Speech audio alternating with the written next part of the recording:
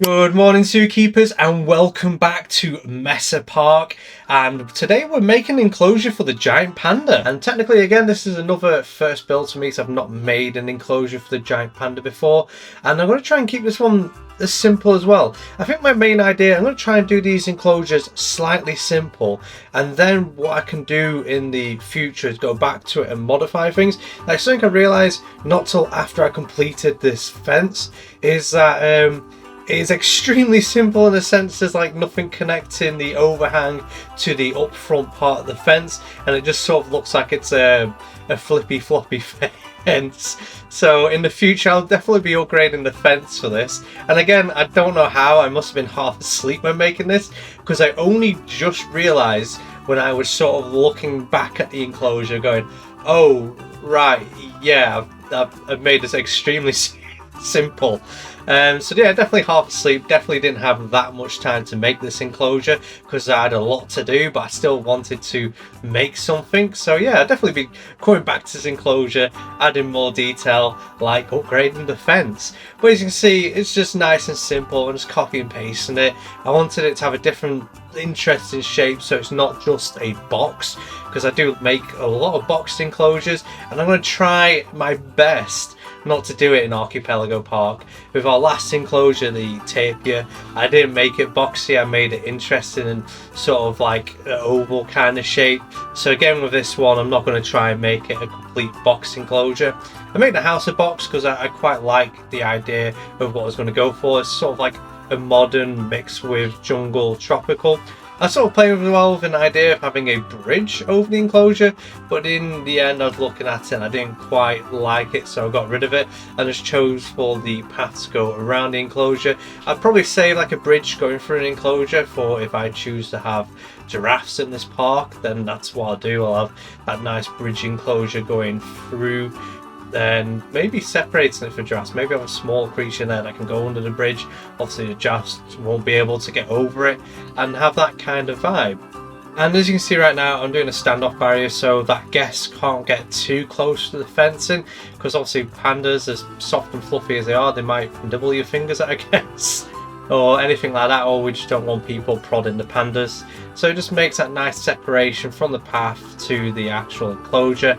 And I was kind of thinking about putting plants in this, but then I was like, oh no, it's going to block the view. Maybe flowers and things like this. But again, that's something I can always come back to. I really do like this like custom fence. Well, not custom, but you know, like in-game fence that's already there. It looks really cool. And sort of kind of goes in with that tropical kind of theme. I sort of just placed down one of the pre-built climbing structures because I didn't want to make my own when I really like this, and I think it'll look kind of cool for pandas. I added a bed to it as well as having bedding inside the house, so I'll make my own feeding platform that they can climb up on, and it's not on the ground. And it's simple again, but I actually really like the look of it and the height of it and its placement.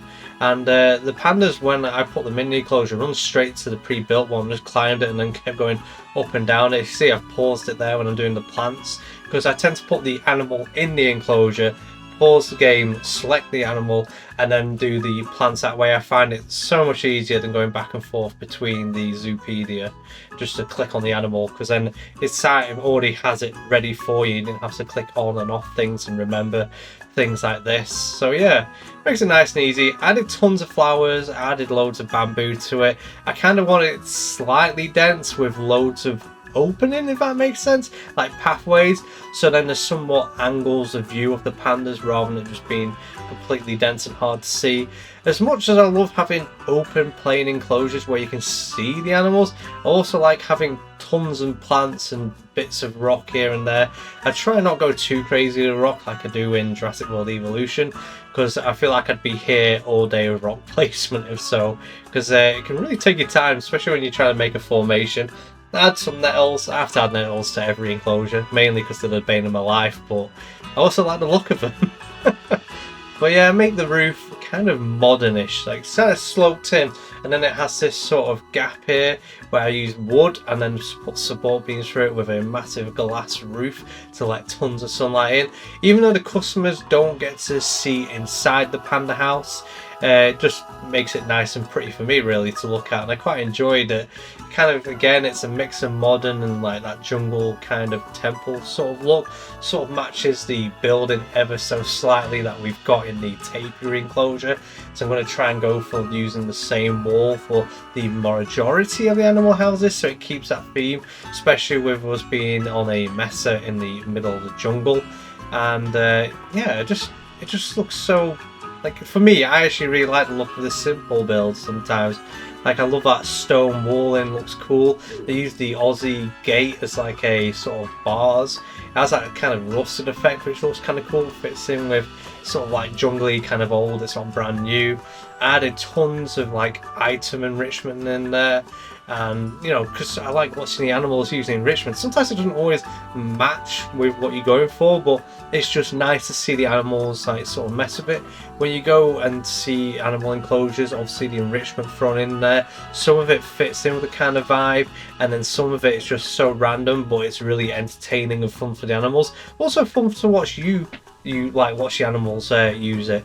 But anyways, thank you for watching. I hope you've enjoyed this and it's given you a little inspiration. Until next time, I'll see you later.